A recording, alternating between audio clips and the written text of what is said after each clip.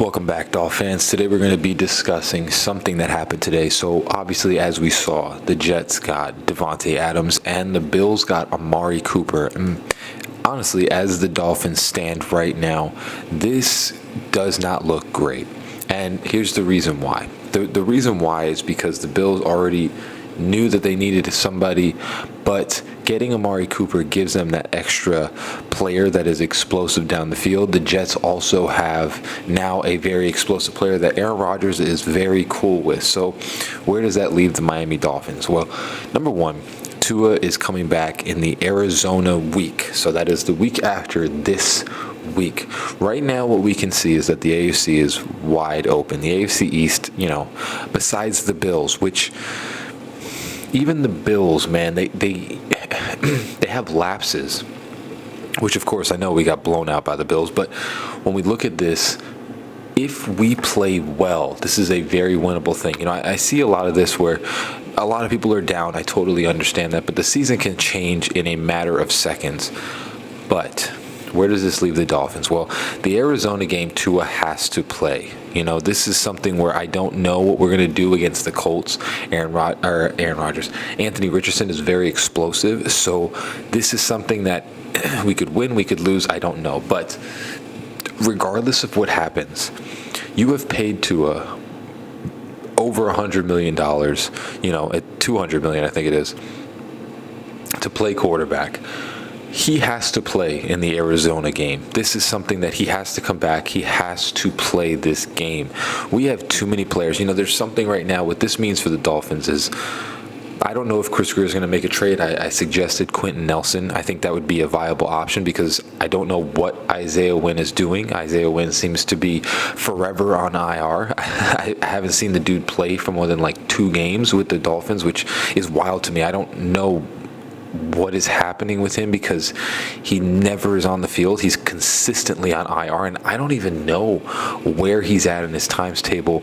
Bradley Chubb, not sure when he's coming back. Hopefully he comes back around like week 9 or 10-ish, hopefully. So right now what you're looking at, even though the defense is playing all right, Javon Holland is out.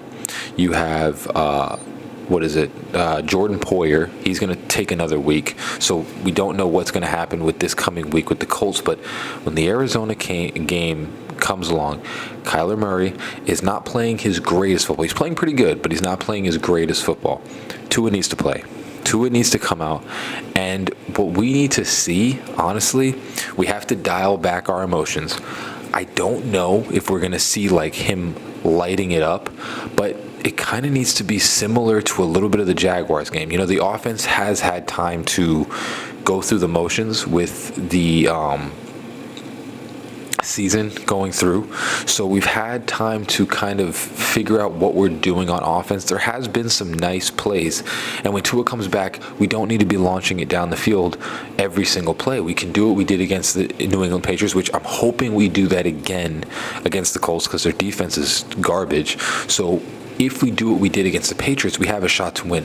When Tua comes back, all we need him to do is to make a couple of big throws. What you saw against New England and against the other Tennessee is that Tyreek Hill was getting open. And if Tua was there, Tua would have made the throws and they would have been touchdowns.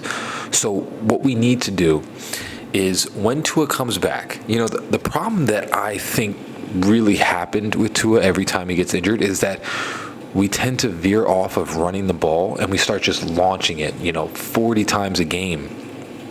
And what ends up happening is, number one, you put Tua in an awkward situation of having to constantly throw. And number two, when you're constantly throwing, if you aren't moving the ball, like if we're not doing what we're doing to bad teams, what ends up happening is Tua, instead of being at like 2nd and 5, 2nd and 6, he's at like 2nd and 10. He's at like 3rd and 11. It's this type of situation where Tua wants to play hero ball at those points.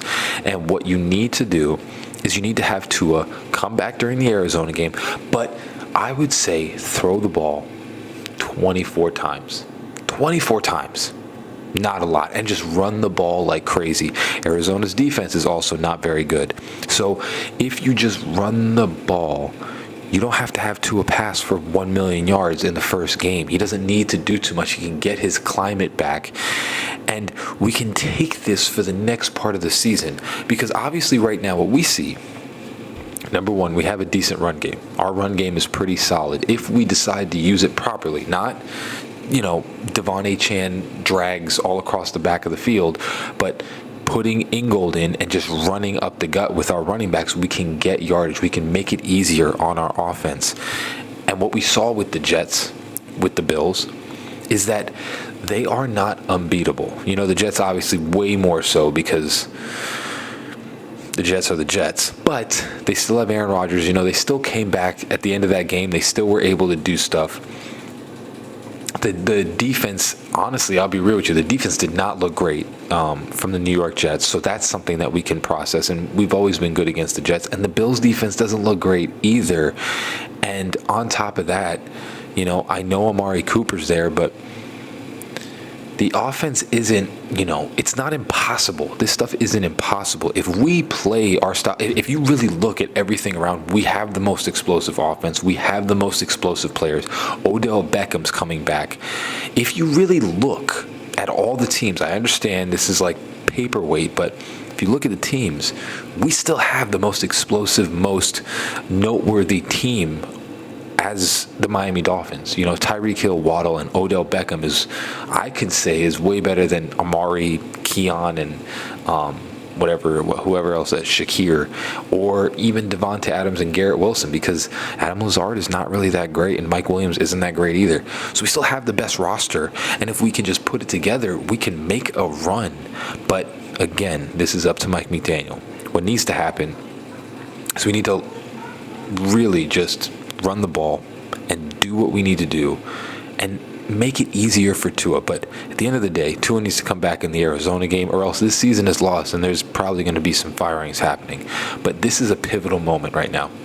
Tua needs to come back, and Tua needs to start winning us some games. And I truly believe that he will, honestly. I think that Tua will come back and we'll go on a run like we normally do. Again, at the end of the day, the season switches on a dime, so we'll see what happens. As always, guys, fins up, baby. Love you all. Peace.